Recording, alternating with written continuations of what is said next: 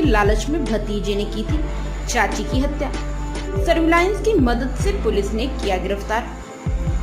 महाराजपुर थाना क्षेत्र के मोहली गांव निवासी कुसुम लापता हो गई थी। शनिवार को उनका शव फतेहपुर में एक नहर से बरामद हुआ था। चूंकि कुसुम करोड़ों की संपत्ति की मालिक थी, इसलिए पुलिस को शक था कि संपत्ति के लालच में ही किसी ने उनकी हत्या की है। पुलिस का शक हकीकत में तब बदल गया जब पुलिस मृतका के भतीजे आशु और बबलू अपने घर से गायब मिली। पुलिस ने दोनों के मोबाइल नंबर को सर्विलांस पर लगाकर जब उनकी लोकेशन ट्रेस की तो पहले तो लोकेशन चित्रकूट में मिली। पुलिस ने दोनों को पकड़ने के लिए दबिश डाली, लेकिन दोनों वहां से भागकर महाराजपुर आ गए। सूचना के आधार पर पुलिस ने दोनों को गिरफ्तार कर लिया।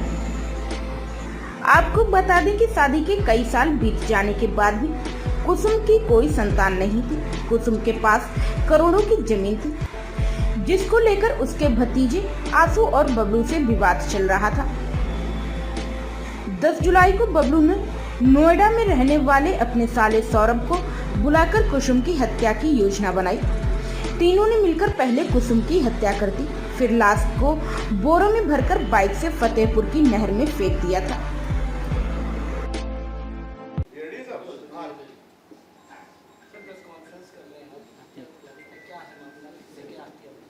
देखिए 10/11 की रात को पुलिस को एक सूचना मिली थी एक महिला की हत्या की, और उसको तत्काल संज्ञान में लेते हुए महाराजपुर थाने ने इसमें एक FIR पंजीकृत की है। महिला का नाम जब पता किया तो कुसुम था, और उसमें ये सूचना मिली कि 3 लोग जो उसी के परिवार के थे, बबलू, आशु और सौरभ, उसी को मारकर उसी की बॉडी लेकर भाग गए हैं। सूचना देने वाले का नाम मनोज था, जो कि एक कैब ड्राइवर था, जो कि सौरभ की जानकारी में था, और पुलिस ने इसको संज्ञान में लेते हुए तत्काल कार्रवाई की है और इसमें तीनों लोग को गिरफ्तार किया है। तीनों लोग ने अपना जुर्म भी कबूला है और इनको अब गिरफ्तार करके जेल में भेजा जा रहा है। सर, सूत्र ये भी कहते हैं कि जब कैब ड्राइवर ने पुलिस को सूचना दी, लगभग 20 मिनट का समय मिला, तब तक पुलिस चाहती थी शायद नाकाबंदी करके चोरों को पहले ही पकड़, जिनको पहले अभियुक्तों को पहले ही पकड़ सकती थी। क्या इसमें कहीं ना कहीं नाकामयाबी नहीं है पुलिस की? देखिए, ये जब सूचना पुलिस को मिली तो तत्काल पुलिस ने इसको संज्ञान में भी लिया, लेकिन तब तक जो है चोर जो मुलजिम थे वो लोग अपनी बाइक पर इसको लेकर निकल चुके थे, क्योंकि हाईवे का रास्ता था, इसलिए हमें ये नहीं पता था कि किस रास्ते से वो लोग गए हैं। लेकिन इसमें जब जैसे ही सूचना मिली उसी समय हमने आगे के थानों को भी बता दिया था, और बॉडी को ढूंढवाने के लिए फतेहपुर के फतेहपुर में जो थाने संबंधित थाने थे उनको बताकर बॉडी भी ढूंढवाने में उनसे मदद ली गई थी। मोटरसाइकिल इन्हीं में से थी, सौरभ की मोटरसाइकिल थी, जिससे ये लोग तीनों लोग बैठकर गए थे। इसमें प्रॉपर्टी का विवाद है जो सामने आया है। महिला लगभग 20 साल बाद घर वापस आई थी पिछले साल दिवाली पर, और क्योंकि काफ़ी टाइम से वो प्रॉपर्टी में अपना हिस्सा मांग रही थी, इस वजह से घर में कलह और कलेश शुरू हो चुका था। इस वजह से जब तीनों ने एक बार में बैठ के डिसाइड किया कि इनमें चाची को हमें मार के सारी प्रॉपर्टी अपने नाम करवानी है। सर, कैसे बॉडी ठिकाने का पहले कैब ड्राइवर से कैब में लेकर के जाना था, फिर अचानक कैब ड्राइवर भाग जाता है, फिर बाइक से लगा था। कैब ड्राइवर ने क्या बताया? कैब ड्राइवर को ये बताकर बुलाया गया था कि गांव से कुछ सामान प्रतापगढ़ की ओर ले जाना है।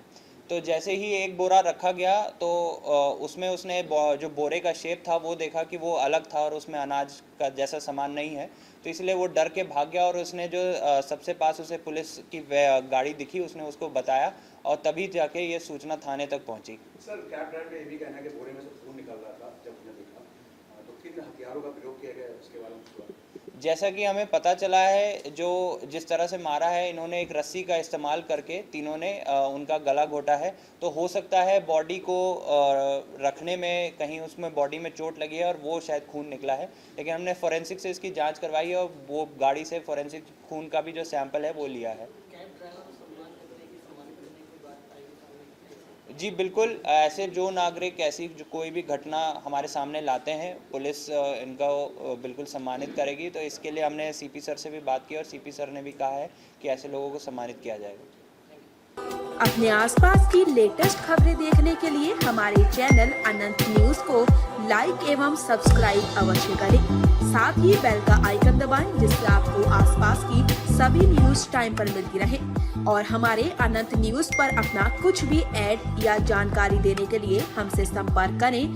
दिए गए मोबाइल नंबर पर मैसेज या कॉल करें 8081030110 पर।